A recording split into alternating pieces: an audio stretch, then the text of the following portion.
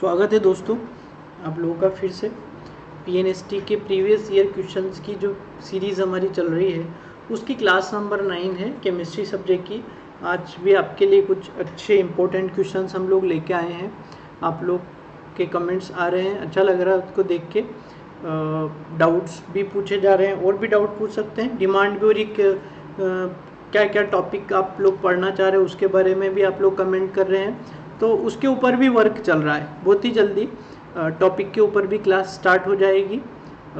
ये अलग अलग टॉपिक अलग अलग कंटेंट से रिलेटेड क्वेश्चंस हैं, मिक्स बैग लेके आते हैं ताकि थोड़ा सबके लिए मिल जाए, सबको मिले कुछ ना कुछ सीखने को।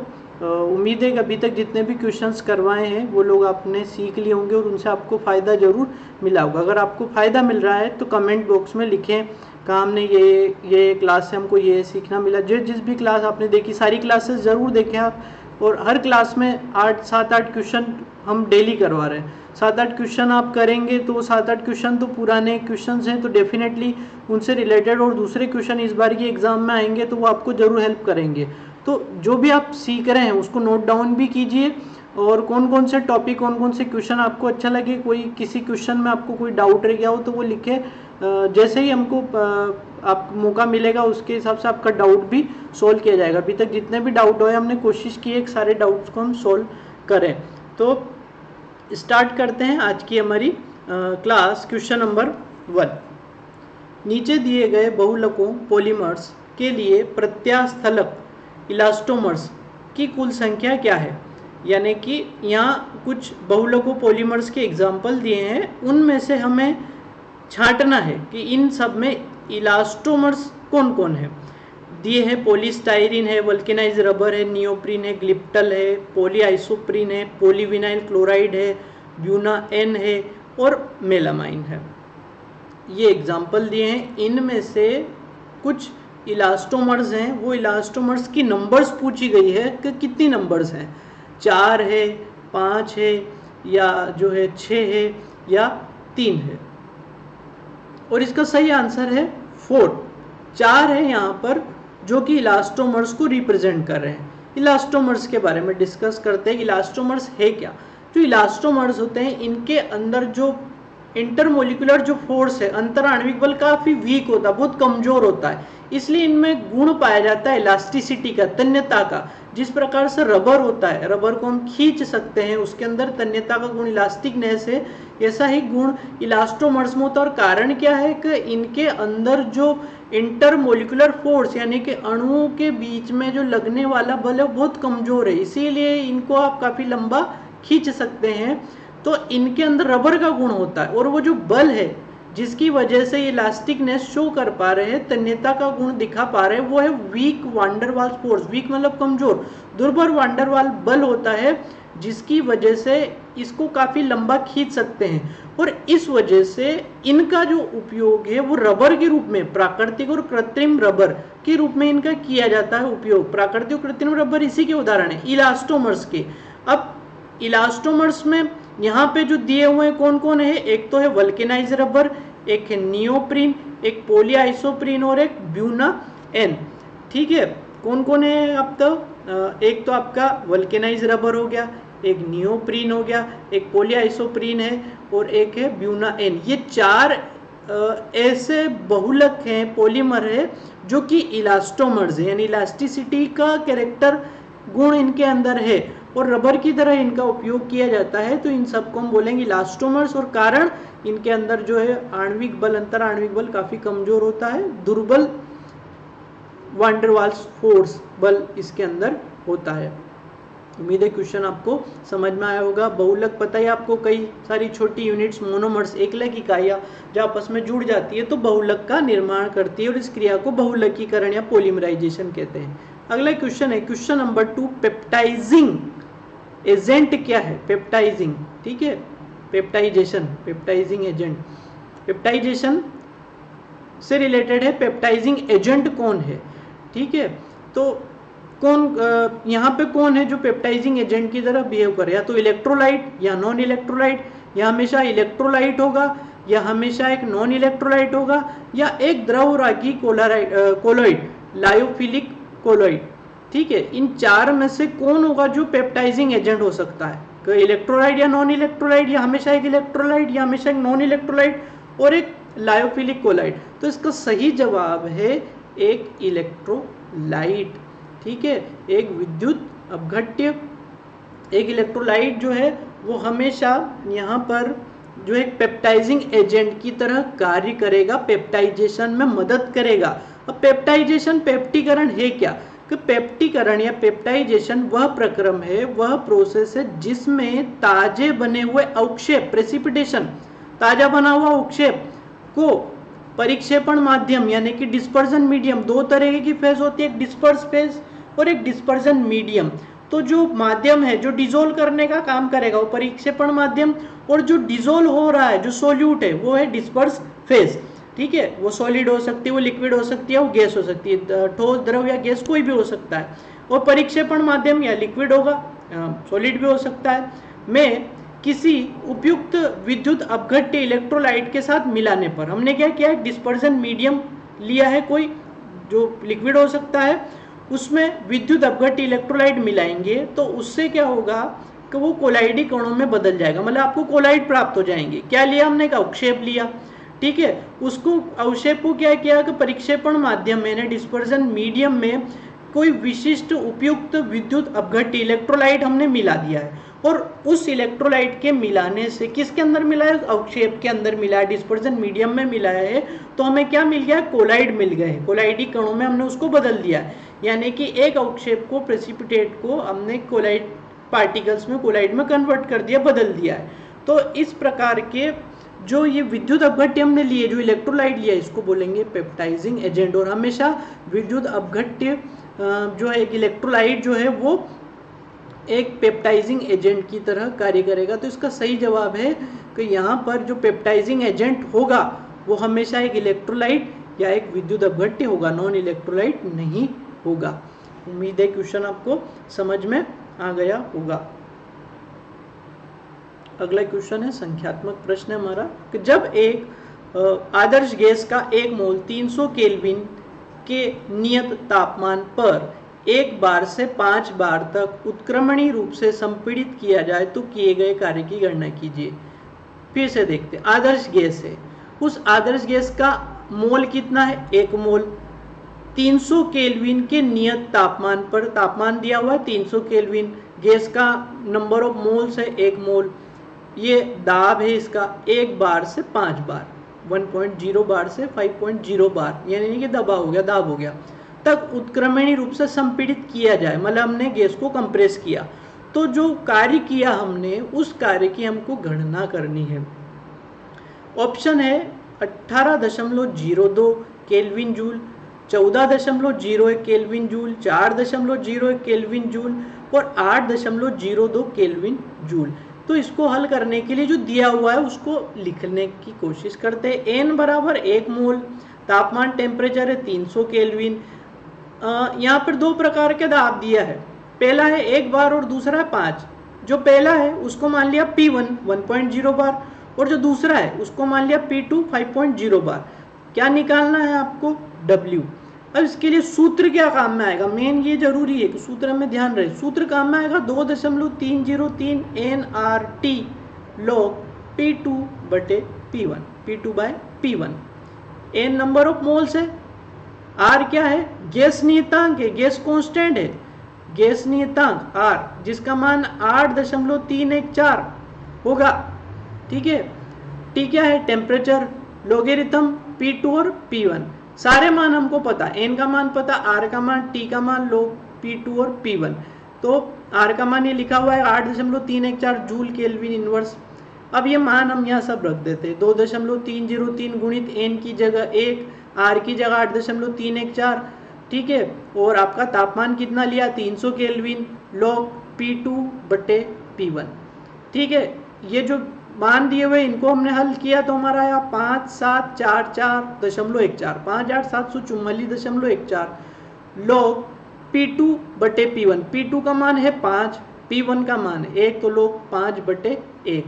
ये तो ऐसा कैसे रहेगा? इसको हल करते हैं, ये एक आ जाएगा आगे 1 log 5। ये कैसा है, log का सूत्र पहले भी काम में आया हमारा, log x बटे y मतलब y log x, इसको इस तरीके से लिख सकते हैं। तो y क्या हो गया हमारा 1, x क्या हो गया 5, तो ये y आगे आ जाएगा, मतलब 1 आगे आ गया 1 log 5। log 5 की वैल्यू होती है एज इट इज 0.6989, log 5 की जो वैल्यू होती है 0.6989, इसमें इसका गुणा कर दे और इसको आपस में गुणा कर दे तो हमें मिलेगा 4014.57 जूल। अब ये जूल में, और जो ऑप्शंस दिए हैं आंसर में वो सारे किलो जूल में, तो इस जूल का जो आया है इसको किलो जूल में बदलने के लिए 1000 से डिवाइड कर दे, 1000 से भाग दे दे, तो आंसर आ गया 4.01 किलो जूल। कहाँ है 4.11, थर्ड वाला ऑप्शन हमारा करेक्ट है। आसान सवाल है, फिर से एक बार देखेंगे, क्वेश्चन भी देखेंगे फिर से। जब एक आदर्श गैस का 1 मोल 300 केल्विन के नियत तापमान पर 1 बार से 5 बार तक उत्क्रमणीय रूप से संपीड़ित किया जाए तो किए गए कार्य की गणना कीजिए। ऑप्शन है 18.02, 14.01, 4.01 और 8.02, सारी जो यूनिट है किलो जूल। जब हम सोल्व करेंगे तो जी दिया हुआ है उसको लिख लेते हैं। एन का मान है 1, तापमान है 300 केल्विन, प्रेशर 2 दिए हैं, पहला वाला है P1 1.0 बार, दूसरा है P2 5.0 बार। हमको कार्य की गणना करनी है तो W हमको निकालना है, सूत्र लगेगा W बराबर लिख सकते हैं 2.303 nRT log P2 बटे P1। R गैस नियतांक है जिसका मान यहाँ क्वेश्चन में दिया है, ये अपने को लिखना है, याद रखना है 8.314 जूल केल्विन इनवर्स।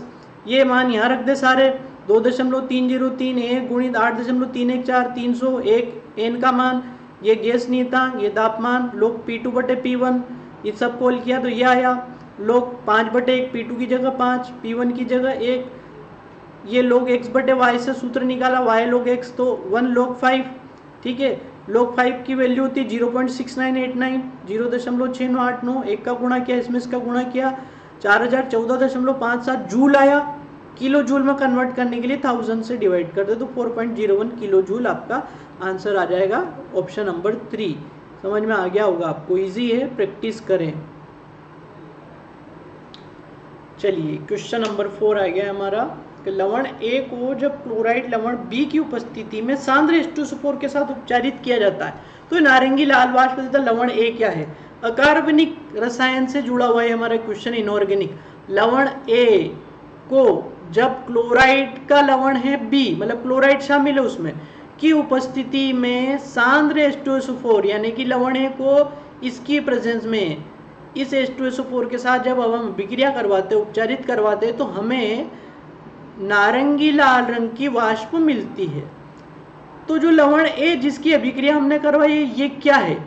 ये KMnO4 है, पोटेशियम परमैंगनेट, या K2Cr2O7 पोटेशियम डाइक्रोमेट, या ये K2CrO4 है पोटेशियम क्रोमेट, या मैंगनीज डाइऑक्साइड है। चारों में से क्या है? सही आंसर है K2Cr2O7 पोटेशियम डाइक्रोमेट। कैसे है वो देखते हैं अपन, इसका एक्सप्लेनेशन ध्यान से देखिए। ठोस पोटेशियम डाइक्रोमेट यानी कि सॉलिड K2Cr2O7 में क्या करेंगे, बराबर मात्रा में किसी आयनिक क्लोराइड, आयनिक क्लोराइड मतलब NaCl हो सकता है, KCl हो सकता है, ये सब आयनिक क्लोराइड को सांद्र H2SO4 के साथ जब हम गर्म करें, हम क्या ले लें, ये पोटेशियम डाइक्रोमेट ले लें, और आयनिक क्लोराइड NaCl ले लें जो कि क्वेश्चन में ही दिया हुआ है, यहाँ क्लोराइड लवण है ना, सोडियम क्लोराइड है। मतलब सांद्र H2SO4 के साथ गर्म करने से हमें नारंगी लाल रंग की वाष्प मिलती है, और ये नारंगी लाल रंग की जो वाष्प मिल रही है किसकी है, इस CrO2Cl2 यानी क्रोमिल क्लोराइड बन रहा है उसकी लाल रंग की वाष्प, नारंगी लाल रंग की वाष्प हमको मिल रही है। क्या लिया हमने, पोटेशियम डाइक्रोमेट, किससे क्रिया करवा रहे, NaCl, H2SO4 की भी प्रेजेंस है साथ में। ये रहा K2Cr2O7 potassium dichromate, sodium chloride, सांद्र H2SO4 के 6 मॉलिक्यूल, जब इनकी आपस में विक्रिया करवाई तो हमें मिला क्रोमिल क्लोराइड CrO2Cl2, साथ में पोटेशियम हाइड्रोजन सल्फेट, ये पोटेशियम हाइड्रोजन सल्फेट, और साथ में सोडियम हाइड्रोजन सल्फेट, ये दो सॉल्ट है, नमक है, ये दोनों potassium hydrogen sulphate, sodium hydrogen sulphate और पानी के 3 अणु यहाँ पर बने। तो ये जो अभिक्रिया है ये क्रोमिल क्लोराइड टेस्ट है, ठीक है, क्रोमिल क्लोराइड टेस्ट के नाम से भी आता है, क्रोमिल क्लोराइड परीक्षण है, ये क्लोरीन का टेस्ट लगाते इससे। क्रोमिल क्लोराइड की नारंगी लाल वाष्प को, ये जो वाष्प हमें मिली, आसू जल यानी डिस्टिल वाटर में घोल देंगे, और फिर सोडियम हाइड्रोक्साइड NaOH और लेड एसीटेट मिलाएंगे तो हमें क्या मिलेगा, पीले रंग का अवक्षेप मिलेगा। तो लेबोरेटरी में क्लोराइड का टेस्ट लगाने के लिए कर सकते हैं। क्रोमिल क्लोराइड बना लिया पहले हमने, हाँ क्रोमिल क्लोराइड कैसे बनाया, पोटेशियम डाइक्रोमेट NaCl और H2SO4 को मिला दिया तो लाल नारंगी रंग की वाष्प बनी। इसको हमने डिस्टिल वाटर में डिसोल्व कर लिया, फिर NaOH मिलाया, लेड एसीटेट मिलाया तो हमें पीले रंग के अवक्षेप प्राप्त हुआ। तो ये जो परीक्षण हमने किया है इसको बोलते हैं क्रोमिल क्लोराइड परीक्षण, क्रोमिल क्लोराइड टेस्ट।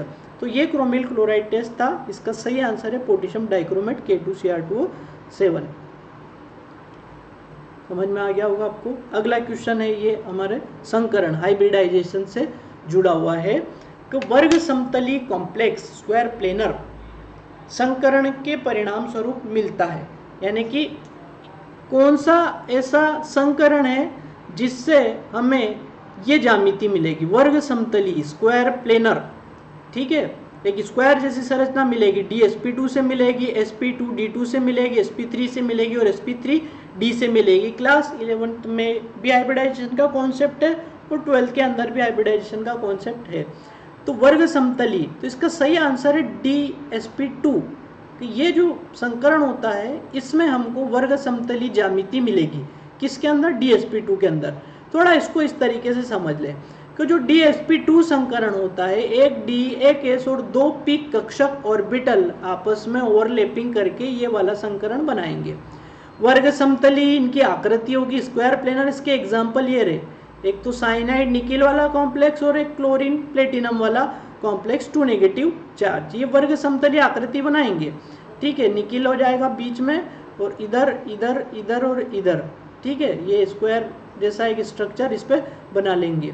इसी तरीके से प्लेटिनम में भी बन जाएगा, प्लेटिनम हो जाएगा और चार तरफ इसमें क्या हो जाएंगे, क्लोरीन हो जाएंगे। तो स्क्वायर प्लेनर स्ट्रक्चर इसमें बन जाएगा क्लोरीन से जुड़ने से, 4 क्लोरीन के जुड़ने से। अगला है sp3 संकरण, ठीक है, sp3 संकरण वेल नोन हाइब्रिडाइजेशन है sp3, जिसमें जो आकृति बनती है उसकी ज्यामिति होती, ज्योमेट्री होती चतुष्फल की, टेट्राहेड्रल, जिसका एग्जाम्पल है CH4 और CCl4। कार्बन और 4 हाइड्रोजन इससे जुड़ जाते हैं, ठीक है, कुछ इस तरीके से चतुष्फल की आकृति यहाँ पे बन जाएगी CH4। कार्बन टेट्राक्लोराइड की भी कुछ इसी तरीके से बनेगी, ठीक है, 1 2 3 और 4। तो ये चतुष्फल की टेट्राहेड्रल स्ट्रक्चर इसका बनेगा, जो बॉन्ड एंगल होगा 109 डिग्री के समथिंग इसका बनेगा। और sp3d त्रिकोणीय पिरामिडीय, त्रिकोणीय पिरामिडी जो होती है वो होती है sp3d, एक S 3p और एक D। sp3 में एक S और 3p कक्षक आपस में मिलकर sp3 हाइब्रिडाइजेशन बनाएंगे। चतुष्फल की आकृति होगी, बॉन्ड एंगल होगा 109 डिग्री और जो संरचना होगी CH4 CCl4 चतुष्फल की होगी। sp3d एक S 3p और एक D आपस में मिलकर जो sp3d हाइब्रिडाइजेशन संकरण बनाएंगे, जिसकी जो ज्यामिति होगी त्रिकोणीय द्विपिरामिडीय, ट्राइगोनल बाइपिरामिडल, जिसका उदाहरण है PF5 और PCl5। ये PF5 PCl5 में क्या है, दो जो होते हैं वो 90 डिग्री पे होते हैं, ठीक है, दो जो होते हैं वो कैसे होंगे 90 डिग्री पे, और 3 जो है बाकी के, ठीक है, वो थोड़ा ऐसा हो जाएगा 120 डिग्री पे, बाकी के 3 क्लोरीन रहेंगे, दो होंगे 90 डिग्री पे। यानी बॉन्ड एंगल 2 तरीके के दिखाएगा, एक तो बताएगा 90 डिग्री और एक बताएगा 120 डिग्री। एग्जाम्पल है PF5 और PCl5, sp3d त्रिकोणीय द्विपिरामिडी। उम्मीद है ये आपको समझ में आएगा। हाइब्रिडाइजेशन का कॉन्सेप्ट ऐसा है कि 2-3 क्लास आप कंटिन्यूस ले ले, ये चलता रहेगा, इतना बड़ा इसका है। तो किसी दिन इसी के ऊपर पूरी क्लास रखेंगे संकरण से, बड़ा मजा आएगा इसको पढ़ने में। आगे एक अगला क्वेश्चन है, क्वेश्चन नंबर हमारा 6 है कि निम्नलिखित में से कौन सा एक कारक, निम्नलिखित में से कौन सा एक कारक नहीं है जो आयनिक आबंध के गठन को प्रभावित करता है। इस तरह के क्वेश्चन को बड़ा ध्यान से समझना पड़ता है, ऑप्शन को भी समझने में टाइम लगेगा कि निम्नलिखित में से कौन सा एक कारक नहीं है, ये 4 में से एक नहीं है जो आयनिक आबंध, मतलब कि आयोनिक बॉन्ड, आपका आयोनिक बॉन्ड, आयनिक आबंध, ठीक है, जिसको इलेक्ट्रोवैलेंट बॉन्ड भी बोलते हैं, के गठन को प्रभावित करता है। कौन सा इनमें से नहीं है, मतलब 3 प्रभावित करेंगे और एक नहीं है। पहला ऑप्शन दिया है धन आयन, यानी कि जो पॉजिटिव चार्ज जो कैटायन बनता है की समन्वय संख्या, कोऑर्डिनेशन नंबर उच्च होनी चाहिए, बहुत ज्यादा होनी चाहिए। अगला जालक एंथैल्पी, जिसको लेटिस एंथैल्पी बोलते हैं, बहुत उच्च होनी चाहिए। अगला ऋण आयन बनाने वाले परमाणु का इलेक्ट्रॉन लाभ एंथैल्पी यानी कि इलेक्ट्रॉन गेन एंथैल्पी, इंग्लिश में बोले तो इलेक्ट्रॉन गेन एंथैल्पी यानी इलेक्ट्रॉन लाभ एंथैल्पी बहुत अधिक नकारात्मक होनी चाहिए। और आखिरी वाला ऑप्शन है धन आयन बनाने वाले परमाणु की आयनीकरण ऊर्जा, आयोनाइजेशन एनर्जी, आयोनाइजेशन एंथैल्पी कम होनी चाहिए। क्वेश्चन के ऑप्शन समझना बहुत ज्यादा जरूरी है। 4 ऑप्शन फिर देखेंगे। धन आयन की समन्वय संख्या उच्च होनी चाहिए, जालक एंथैल्पी भी उच्च होनी चाहिए, ऋणायन बनाने वाले परमाणु का इलेक्ट्रॉन लाभ एंथैल्पी यानी इलेक्ट्रॉन गेन एंथैल्पी बहुत ज्यादा नकारात्मक हो, नेगेटिव वैल्यू हो उसकी बहुत ज्यादा, और धनायन बनाने वाले परमाणु की आयनीकरण ऊर्जा मतलब आयनाइजेशन एंथैल्पी कम होनी चाहिए। ठीक है, अब इन चारों ऑप्शंस को अपन यहाँ देखेंगे और सही ऑप्शन इसमें से पहले कौन सा वो जरूर देख ले आपको। धन आयन की समन्वय संख्या उच्च होनी चाहिए, ये नहीं है इसका, यही पूछा उसने, नहीं है, आयनिक गठन के को प्रभावित नहीं करता, वो कौन सा पॉइंट है इसमें से, तो ये ऐसा पॉइंट है। धन आयन की समन्वय संख्या उच्च होनी चाहिए, इसका इस आयनिक आबंध से कोई लेना देना नहीं है, इसका है, इसका है, इससे है, कैसे है इसको समझते हैं। ठीक है, आयनिक बंध कैसे बनता है? आयनिक बंध बनता है ट्रांसफर ऑफ इलेक्ट्रॉन। कैसे बनेगा? ट्रांसफर ऑफ इलेक्ट्रॉन, यानी इलेक्ट्रॉन का जब ट्रांसफर होगा एक स्पीसीज से दूसरी स्पीसीज में, तो आपका जो है आयनिक बंध बनेगा। ठीक है, जैसे कि NaCl का निर्माण, Na परमाणु क्रमांक होता है 11, ठीक है, 2 8 1, क्लोरीन परमाणु क्रमांक होता है 17, 2 8 7। इसको अपना अष्टक पूरा करने के लिए 8 इलेक्ट्रॉन की जरूरत है, इसको 1 इलेक्ट्रॉन की जरूरत है, तो ये अपने 1 इलेक्ट्रॉन इस स्पीसीज को दे देगा। तो अब क्या हो जाएगा, सोडियम ने अपना 1 इलेक्ट्रॉन त्याग दिया है, तो 2 और 8 इलेक्ट्रॉन 10 ही रह गए, और क्लोरीन के पास एक एक्स्ट्रा इलेक्ट्रॉन हो गया, 2 8 8 2 8 8। अब इसका भी अष्टक पूरा है, आखिरी को सेकंड हो गया, 8 इलेक्ट्रॉन इसके, तीनों में जो है ये अष्टक पूरा है इसका भी। चूंकि 1 इलेक्ट्रॉन इसने एक्स्ट्रा लिया तो इसके ऊपर नेगेटिव चार्ज, इसने अपना इलेक्ट्रॉन लूज किया तो एक पॉजिटिव चार्ज, मतलब जब स्पीसीज अपना इलेक्ट्रॉन लूज करेगी तो पॉजिटिव चार्ज गेन करेगी, धन आयन बना लेगी, और जब एक स्पीसीज इलेक्ट्रॉन को ले लेगी तो ऋण आयन बना लेगी, यानी कि उसके ऊपर ऋण आवेश आ जाएगा। तो ये धन और ऋण के बीच में, आयनों के बीच में बंध बन रहा है, इसलिए इसको नाम क्या दे दिया, आयनिक बंध का बनना। आयनिक बंध, आयनिक बॉन्ड, 2 आयनों के बीच में बना। अब इसको समझते हैं हम, ये आयनिक बंध समझ में आ गया। NaCl के फॉर्मेशन से हमने एक छोटी सी कोशिश की है आपको समझाने की कि ये आयनिक बंध कैसे बनता, आता होगा आप लोगों को। ठीक है, आयनिक बंध का बनना। सबसे पहला पॉइंट देखते हैं, आयनन विभव। आयनन विभव क्या होता है? आयनेशन एंथैल्पी, एक इलेक्ट्रॉन को निकालने के लिए जो ऊर्जा लगती है, जैसे यहाँ सोडियम का 1 इलेक्ट्रॉन मैंने निकाला, तो इस इलेक्ट्रॉन को त्यागने में जो ऊर्जा लगानी पड़ी वो क्या हो गया, इसके आयनाइजेशन एंथैल्पी, आयनन विभव हो गया। तो किसी धन आयन बनाने वाले परमाणु का आयनन विभव जितना कम होता है, परमाणु उतनी अधिक आसानी से आयनिक बंध बना लेता है। अब यहाँ पे देखें आप, 2 8 1, इसके आखिरी कोश में 1 इलेक्ट्रॉन था, जैसे ही 1 इलेक्ट्रॉन त्यागता है इसका अष्टक पूर्ण हो जाएगा, तो इसकी खुद की टेंडेंसी होगी कि आसानी से अपना इलेक्ट्रॉन त्याग दे। यहाँ यही पॉइंट बता रहा है कि आयनन विभव कम होना चाहिए, जो धनायन बना रहा है, जो सोडियम या धनायन में कन्वर्ट हो रहा है, तो इसकी टेंडेंसी ऐसी होनी चाहिए कि अपने में से आसानी से 1 इलेक्ट्रॉन को लूज कर दे, त्याग दे, तो इसके आयनन ऊर्जा कम होगी, तभी कम ऊर्जा देकर ही हम इस इलेक्ट्रॉन को बाहर निकाल देंगे। तो पहला पॉइंट क्या हो गया, आयनन विभव क्या होना चाहिए, कम। किसका? जो धनायन बनाने वाला है, इसका मतलब जिसका जो इलेक्ट्रॉन त्यागने वाला है उसकी आयनन ऊर्जा का मान कम होना चाहिए। अगला इलेक्ट्रॉन बंधुता। इलेक्ट्रॉन बंधुता में क्या, क्लोरीन को हमने एक एक्स्ट्रा इलेक्ट्रॉन दिया, 2 8 7, अष्टक पूरा करने के लिए 1 इलेक्ट्रॉन की जरूरत थी, वो हमने सोडियम से इसमें ट्रांसफर कर दिया। तो इलेक्ट्रॉन बंधुता का मान ऋणात्मक होना चाहिए, जितना ज्यादा ऋणात्मक वैल्यू होगी, ऋणात्मक वैल्यू का मतलब होता है कि इसकी इच्छा है ये इलेक्ट्रॉन लेना चाहता है, जिसकी इच्छा है इलेक्ट्रॉन लेने की उसकी इलेक्ट्रॉन बंधुता का मान ऋणात्मक होगा, और जिसकी इच्छा नहीं है, जिसके पास अष्टक पूर्ण है, जरूरत नहीं है, वो आसानी से इलेक्ट्रॉन नहीं लेगा, तो उसकी जो है इलेक्ट्रॉन बंधुता का मान कम ऋणात्मक या धनात्मक होगा। तो किसी ऋणायन बनाने वाले परमाणु की इलेक्ट्रॉन बंधुता जितनी अधिक होती है, ठीक है, तो उससे क्या होगा, परमाणु उतनी अधिक आसानी से आयनिक बंध बना लेगा। जैसे क्लोरीन है, इसकी इलेक्ट्रॉन बंधुता का मान ऋणात्मक है, ज़्यादा ऋणात्मक है, ये आसानी से इलेक्ट्रॉन लेना चाहता है, अष्टक पूरा करना चाहता है, तो जो ऋणायन बना रहा है उसकी इलेक्ट्रॉन बंधुता का मान ऋणात्मक होना चाहिए, ज़्यादा होना चाहिए, और जो धनायन बना रहा है उसका आयनन विभव का मान कम होना चाहिए ताकि आसानी से इलेक्ट्रॉन त्याग सके और ये आसानी से एक इलेक्ट्रॉन ले सके। तो 2 पॉइंट तो क्लियर हो गए।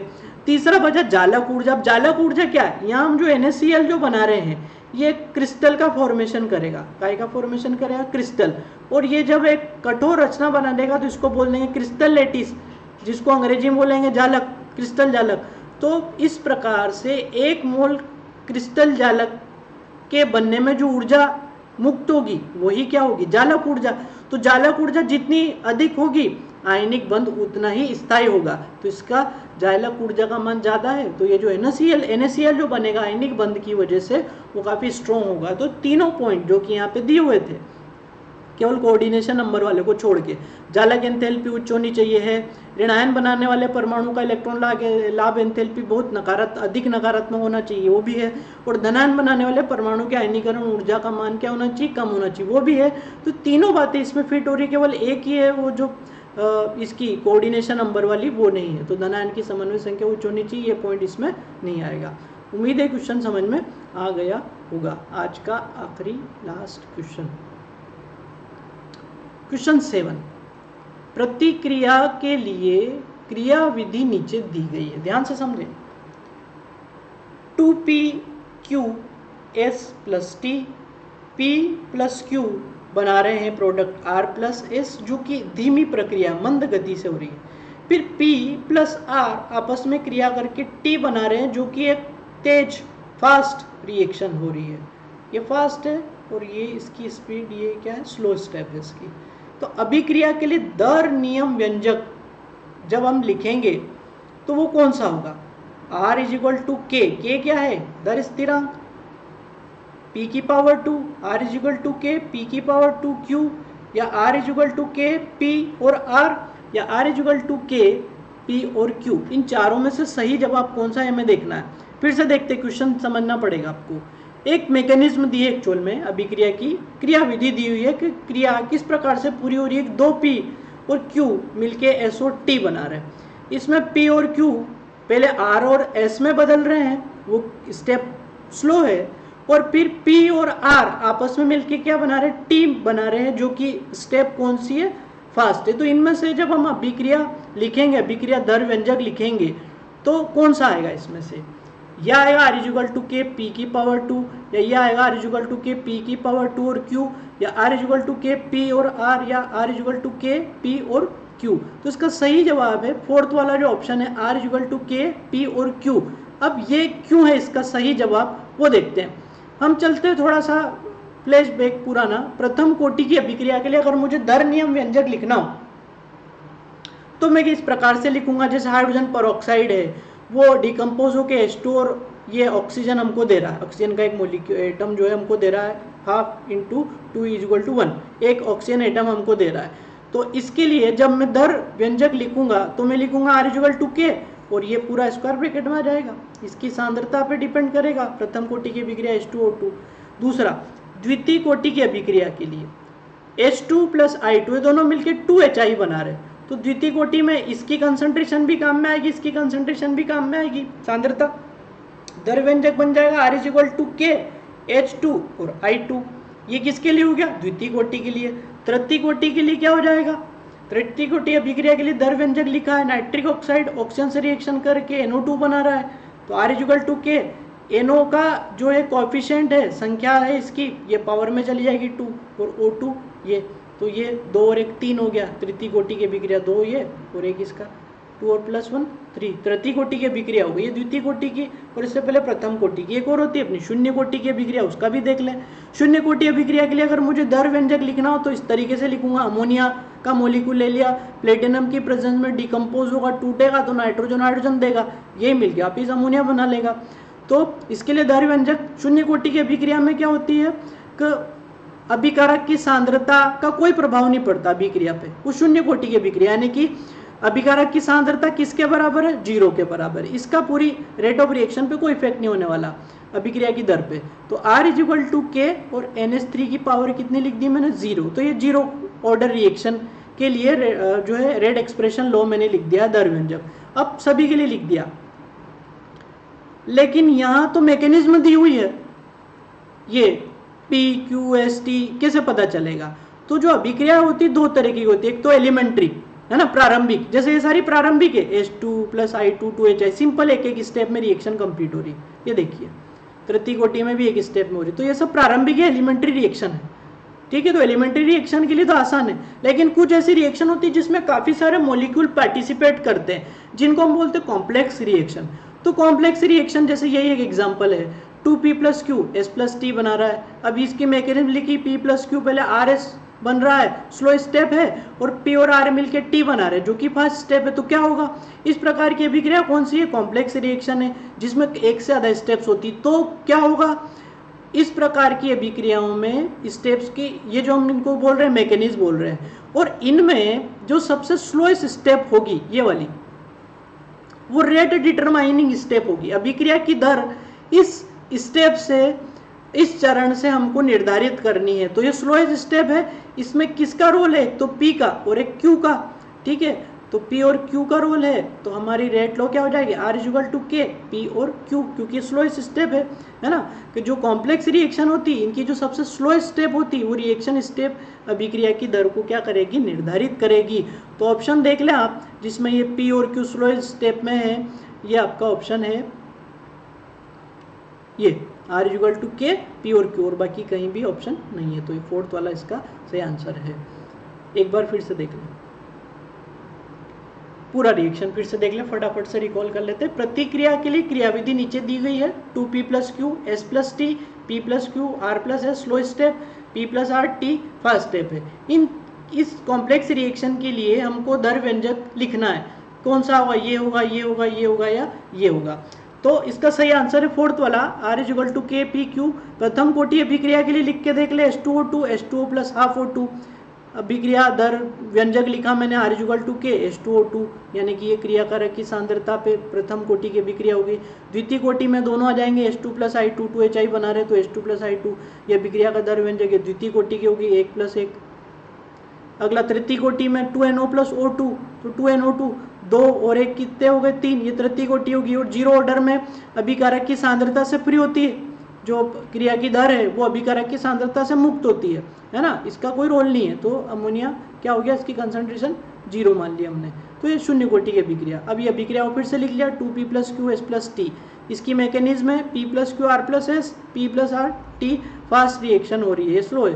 तो इस प्रकार की अभिक्रिया कॉम्प्लेक्स रिएक्शन कहलाती है, जिसमें कई सारे एटम मॉलिक्यूल होते हैं, उनमें जो मैकेनिज्म होती है उससे हमें रेट एक्सप्रेशन लॉ लिखना पड़ेगा, दर नियम जो है हमको उससे लिखना पड़ेगा, और जो स्लो स्टेप होगी वही दर को निर्धारित करेगी, ठीक है। कॉम्प्लेक्स रिएक्शन में सबसे जो स्लोएस्ट रिएक्शन स्टेप है वो अभिक्रिया की दर को निर्धारित करेगी। तो आंसर है R = K P Q, ठीक है। आज की क्लास में यही आप लोगों को समझ में आया होगा, उम्मीद करता हूँ। कुछ डाउट हो तो ज़रूर कमेंट बॉक्स में लिखें, कौन कौन सी चीज़ें आपको अच्छे समझ में आए वो भी लिखें।